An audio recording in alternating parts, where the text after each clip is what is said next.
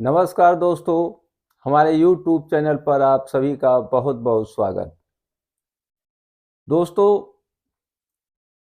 आज हम आप सभी को ये बताना चाहते हैं कि जो हमारे त्रिदेव हैं, इनके अलग अलग क्या कार्य हैं।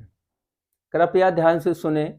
और दोस्तों, वीडियो देखने के बाद आप सभी ध्यान रखिएगा कि हमारा काम वीडियो बनाना है, फिर आपका काम क्या है उस पर जरूर ध्यान दीजिए। लाइक, शेयर और सब्सक्राइब करना ना भूलें।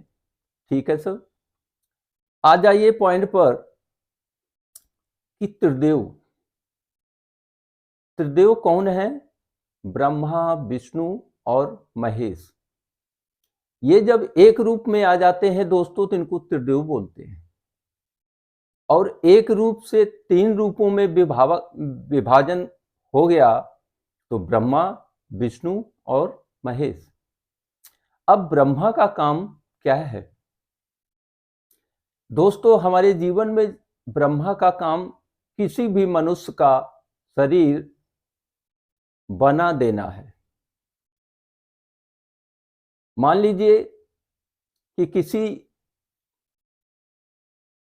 माँ के गर्भ में जो शरीर बनाते हैं वो ब्रह्मा जी बनाते हैं।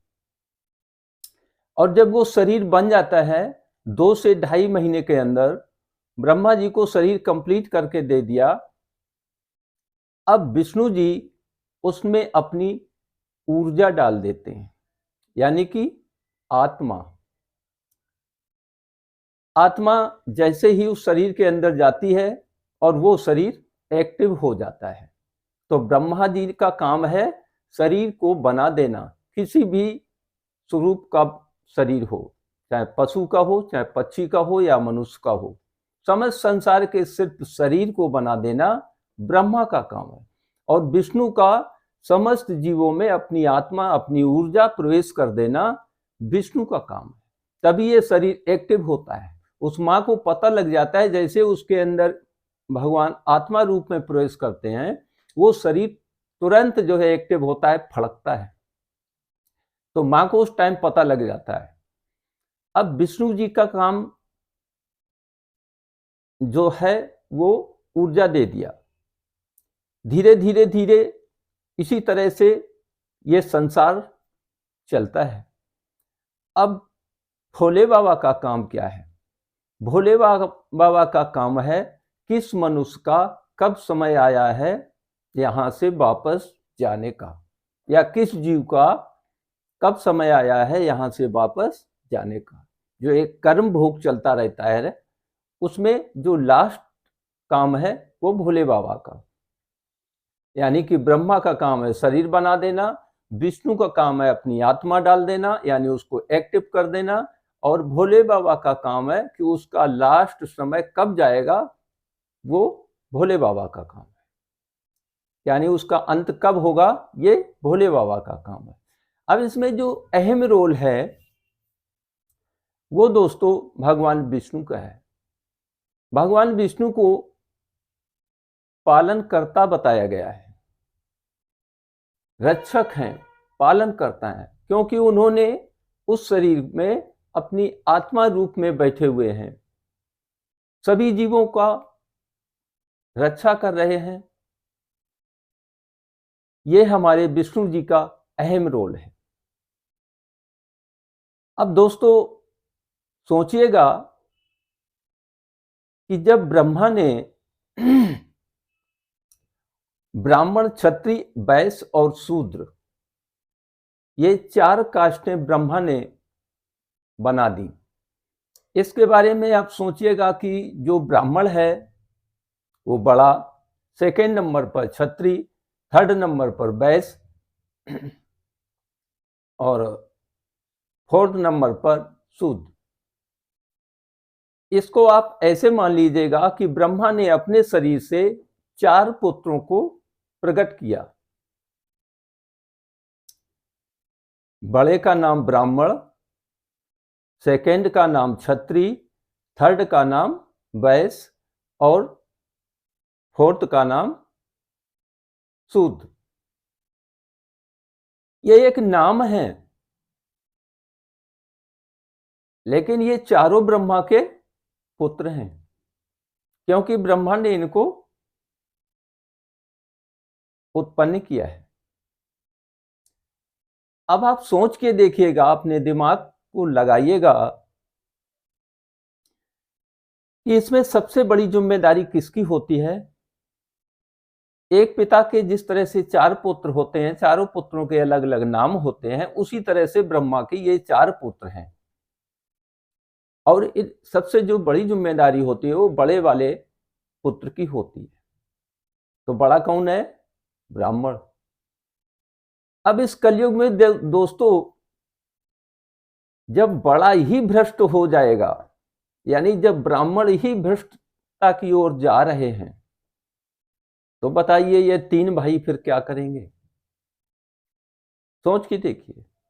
जिसका अहम रोल था कि अगर ये 3 बिगड़ रहे हैं, इनको संभालने का रोल था, इनको सिखाने का रोल था, और वो रोल धीरे धीरे वो भूलते जा रहे हैं। अब उसी में जो ये 3 गलती कर रहे थे, उसी में बड़ा भैया भी हाजिर है। कहने का मतलब, आ जाओ पंडित जी, हो जाए एक पैक। एग्जाम्पल के लिए ये सारा बहुत है दोस्तों। अब पंडित जी भी उन्हीं के साथ में, चल भैया, अरे वो तो छत्री थे, चलो वो पी रहे थे, अब पंडित जी बीच में घुस गए। अब पंडित जी भूल गए अपने नियम, अपने काम सब भूल गए। तो गलती किसकी है? अगर बड़ा भाई ध्यान नहीं देगा तो उस घर में 3 भाई बिगड़ जाएंगे। तो बिगाड़ने का ये काम कौन कर रहा है? बड़ा भाई। तो जब बड़े भाई ने ये ऐसी गलती की, तो 3 भाई फिर क्या समझते हैं, अरे यार कहीं कुछ नहीं है, देखो बड़े भैया भी तो पी रहे हैं, बड़े भैया भी तो मीट खा रहे हैं। यह है कलयुग दोस्तों, कि हमारे पंडित समाज में जो बड़ा था, जो लोगों को ज्ञान देता था, रास्ता दिखाने वाला था, गुरु था, आज वही भ्रष्ट हो रहा है। ये दोस्तों कलयुग का असर है। हमारे बताने का मतलब 100% नहीं होता है। ये मतलब ये नहीं कि 100 में 100 उस लाइन में चले गए, वो बात नहीं है, लेकिन ये संख्या बढ़ रही है। 100 में 100 तो कभी नहीं हो सकते दोस्तों। मैंने बोला ना कि हमेशा अच्छे बुरे रहते हैं, ना 100 बुरे हो जाएंगे, ना 100 अच्छे हो जाएंगे। प्रकृति अपने हिसाब से सिस्टम बना के चलती है। लेकिन बताने का मतलब यह है कि जब गुरु उल्टा सीधा रास्ता बताएगा, तो ये 3 भाई उसी की रास्ते पे चलेंगे, और फिर नतीजा क्या होगा? गलत ही परिणाम उसका आएगा। और आज वही सामने आप सभी के आ रहा है। आज आप जो देख रहे हैं कि ब्राह्मण अपने पद से गिरता जा रहा है, और ब्राह्मण का अपने पद से गिरना यह हित में नहीं है। क्योंकि जब ज्ञानहीन होते चले जाएंगे ये तीनों भाई, तो फिर क्या होगा? इसलिए हमारा वीडियो के माध्यम से आप सभी को बताना ये था कि जिसकी जो जिम्मेदारी है, उससे, अपने पद से, अपने कर्म से ब्राह्मण, क्षत्रिय, वैश्य और शूद्र 4 रो हट गए। और जब चारों हट गए, चूंकि शुरुआत कर दी बड़े भैया ने, तो बड़े भैया को देख देख के चारों अपने पद से, जिसका जो मन आ रहा है वो कर रहा है। और अपनी मनमानी जहां दोस्तों चलती है, तो मनुष्य भूल जाता है कि ये संसार प्रभु का है, प्रभु का पूरा अधिकार है, उसमें अपनी मनमानी नहीं चलती। और अगर चलाओगे तो उसका परिणाम आप सभी भोगेंगे। इसलिए जो भी अभी बचे हुए हैं हमारे ब्राह्मण समाज में पंडित लोग, कृपया ध्यान दें कि आपको अंडा, मीट, दारू, व्यभिचार, ऐशो आराम, इन सब से आपको दूर रहना है। आपका जो लाइफ है वो त्याग का लाइफ है, तपस्या करने का लाइफ है। कलयुग है, तपस्या करना लोग भूल गए, क्या होती तपस्या पता नहीं। करने वाले करते हैं, लेकिन गृहस्थी आश्रम में दोस्तों कठिन है। इसलिए राम का नाम ही गृहस्थी आश्रम में सबसे बड़ी तपस्या है। और जिस तरह से राम हमें चाहते हैं कि हमें कोई बुलाए, लोग उसी तरह से बुलाइए, भगवान जरूर आएंगे। लेकिन भगवान आते हैं और रुकते नहीं हैं। माता आती हैं, रुकती नहीं है, चली जाती हैं। और जब तक ये दोनों आपके पास रुक नहीं रहे, तब तक कल्याण नहीं होना है। सुधरने का प्रयास करें। सत्संग लाइन का वीडियो बनाने का मतलब दोस्तों बिगड़ती हुई समाज को सुधारना है। ये कहां जा रहा है हमारा देश? अन्य सभी देश जिसको नमस्कार करते थे, आज वो देख रहे हैं कि हमारे इस इंडिया में, भारत में ऐसे ऐसे कारनामे सामने आ रहे हैं कि पूछो मत। लोगों को पता ही नहीं कि कहां पर हो क्या रहा है। बिगड़ती हुई समाज, बचने की कोशिश कीजिए, संभलने की कोशिश कीजिए। जो भी मंदिरों में बैठे हुए हमारे ब्राह्मण समाज के जो भी पंडित लोग हैं, लोगों को सुधारने का प्रयास कीजिए, अधिक से अधिक ज्ञान देने का प्रयास कीजिए। जो दौलत की ओर भाग रही है दुनिया पागलों की तरह, इनको अकिल बताइए कि पागल की तरह दौलत की ओर नहीं भागा जाता है। पैसा जरूरत है, ऐसा कौन है जिसको पैसा की जरूरत नहीं? लेकिन अपने कंट्रोल और लिमिट में रह के कार्य कीजिए, उसी के दायरे के अनुसार कीजिए। जरूरत से ज्यादा सोचना भी हानिकारक है। जितनी देर फालतू दिमाग लगाएंगे उतनी देर बैठ के प्रभु का नाम लीजिए। कोई ना कोई भगवान आपको सुंदर रास्ता दे देगा। हो सकता है उस छोटे से कार्य से आप बड़े हो जाएंगे, लेकिन आप अपने कर्म पर रहिए। सभी लोगों से हमारी यही विनती है कि कृपया अपने धर्म को, अपने ज्ञान को बचाएं और उस ज्ञान से विश्व में एक ज्योति फैलाएं। भारत देश में अनेक तरह के लोग रहते हैं, एक से एक ऋषि, एक से एक तपस्वी, एक से एक ज्ञानी, हर तरह के। और यही ज्ञान हमारा सभी को ज्ञान के ही माध्यम से बताने का मतलब तुलसीदास जी महाराज क्या कहते हैं, सुनिएगा। जाके हृदय भगत जस प्रीति, चाहे वो कोई भी हो, जाति से मतलब भक्ति लाइन में दोस्तों नहीं होता है। जाके हृदय भगत जस प्रीति, जिसके अंदर भक्ति की जिस तरह से प्रीति है, और प्रभु तह प्रगट सदा तेहि रीति, भोले बाबा कहते हैं। और ये भोले बाबा कब कहते हैं?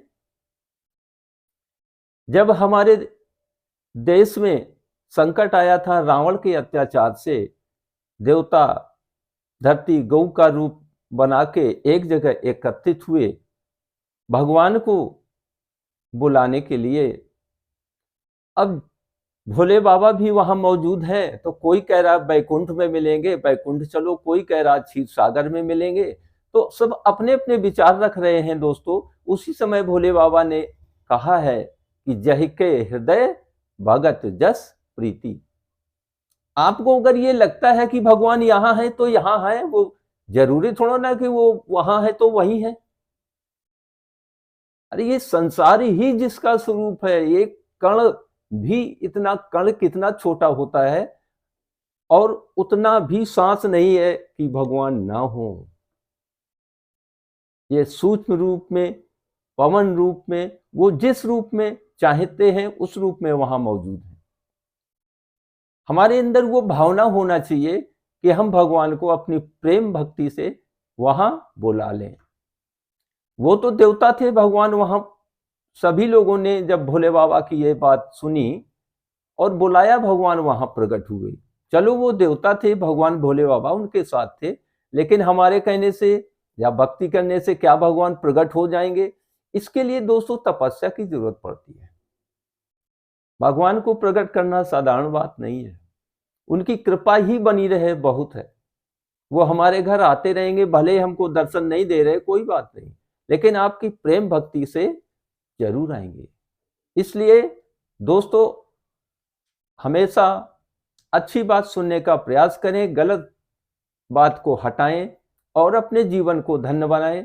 सत्संग के माध्यम से आप सभी लोगों को बताने का माध्यम सिर्फ प्रेम और सत्संग। धन्यवाद। जय हिंद।